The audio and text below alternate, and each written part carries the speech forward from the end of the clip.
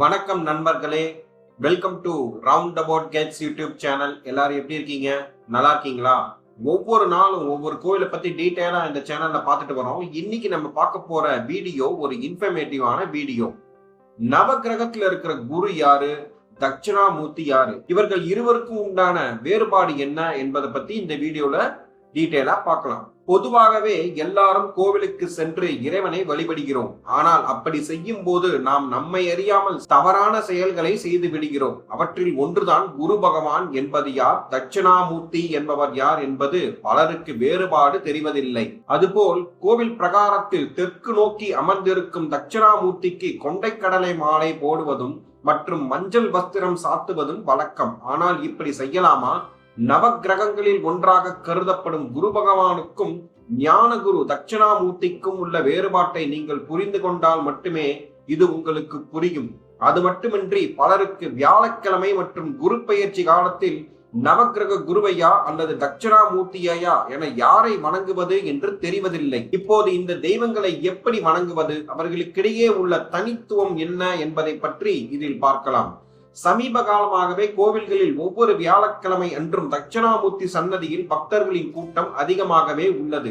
இதை பார்ப்பதற்கு மகிழ்ச்சிதான். இருந்தாலும் நவகிரகங்களில் ஒருவராக கருதப்படும் குரு பகவானை வழிபடுவோரின் எண்ணிக்கை நாளுக்கு நாள் குறைந்து கொண்டே வருகிறது. இதில் வருந்தத்தக்க விஷயம் என்னவென்றால், தட்சிணாமூர்த்தி சன்னதியில் வரும் பக்தர்களில் 99 பேர் குரு பகவானுக்கு பரிகாரம் செய்ய வருபவர்கள் ஆவர். ஆனால் இப்படி குரு பகவானுக்கு செய்ய வேண்டிய பரிகாரத்தை தட்சிணாமூர்த்திக்கு செய்வது சரியா? இவர்களுக்கு இடையே உள்ள வித்தியாசம் என்ன? தட்சிணாமூர்த்தி என்பவருக்கு சிவ வடிவமும் நவகிரக குரு பகவானின் என்பவருக்கு கிரக வடிவமும் உள்ளது. அதாவது தட்சிணாமூர்த்தி சிவனின் அம்சம், குரு பகவான் பிரகஸ்பதி ஆவார். மேலும் தட்சிணாமூர்த்தி என்பவர் கல்லாலின் கீழ் அமர்ந்து கொண்டு நான்மறைகளோடு 6 அங்கங்களையும் 4 பிரம்ம ரிஷிகளுக்கு போதிப்பவராக கருதப்படுகிறார். அதுபோல குரு பகவான் என்பவர் நவக்கோள்களில் வியாழனாக கருதப்படுகிறார். இவர் ஒவ்வொரு உயிர்களுக்கும் அவர்கள் முன் ஜென்மங்களில் செய்த நல்ல மற்றும் தீய பலன்களை இடம் மற்றும் காலம் அறிந்து கொண்டு சேர்ப்பவர் ஆவார். தட்சிணாமூர்த்தி 64 சிவ வடிவங்களில் ஒருவராகவும், குரு என்பவர் 9 கோளில் 5ஆம் இடத்தில் இருக்கிறார்.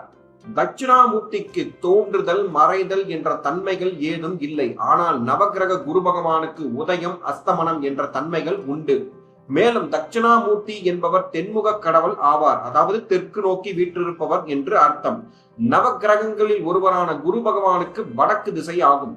இதிலிருந்து உங்களுக்கு புரிந்து இருக்கும் திசையின் அடிப்படையிலேயே இவர்கள் இருவரும் வேறு வேறு என்று. அதே போல குரு பகவானுக்கு உரிய நிறம் மஞ்சள் மற்றும் கருப்பு கொண்டை கடலை இவருக்கு உரிய தானியம் ஆகும். தட்சிணாமூர்த்திக்கு வெண்ணிற ஆடை உடுத்தி இருப்பவர். உண்மையில் வியாழனுக்கு பரிகாரம் செய்ய நினைப்பவர்கள் தட்சிணாமூர்த்திக்கு தவறுதலாக மஞ்சள் நிற ஆடையையும் கொண்டை கடலை மாலையும் சாற்றுகிறார்கள். இப்படி செய்வதால் தியானத்தில் ஆழ்ந்திருக்கும் தட்சிணாமூர்த்திக்கு தொல்லை கொடுப்பதாக அர்த்தம்.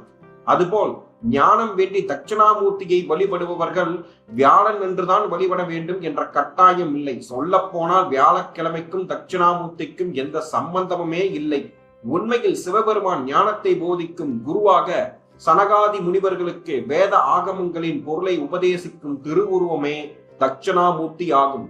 இவர் கல்லால மரத்தின் கீழ் அமர்ந்திருப்பவராக காட்சியளிக்கிறார். அது மட்டுமின்றி இவர் ஆதிகுரு அல்லது ஞான குரு என்று போற்றப்படுகிறார். அதே சமயத்தில் நவ கிரகங்களில் ஒன்றான வியாழன் தேவர்களின் சபையில் ஆச்சாரியனாக, தேவர்களுக்கு ஆசிரியராக பணி செய்பவர்.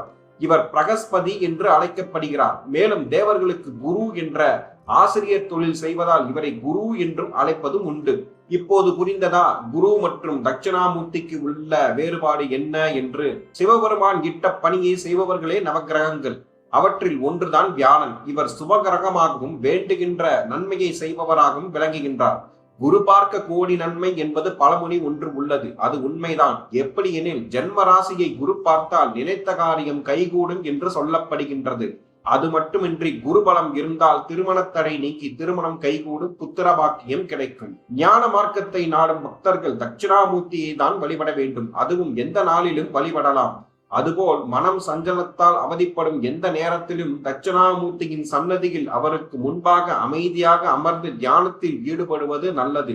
இப்படி செய்தால் குழப்பங்கள் அகலும், மனம் தெளிவடையும். இப்போது நீங்கள் புரிந்திருப்பீர்கள், ஞான குரு வேறு, நவக்கிரக குரு வேறு என்ற உண்மையை மீண்டும் ஒரு நல்ல பதிவில் உங்களை சந்திக்கிறேன். இந்த வீடியோ உங்களுக்கு பிடித்திருந்தால் லைக், ஷேர், சப்ஸ்கிரைப், கமெண்ட் செக்ஷனில் கமெண்ட் செய்யவும். நன்றி, வணக்கம்.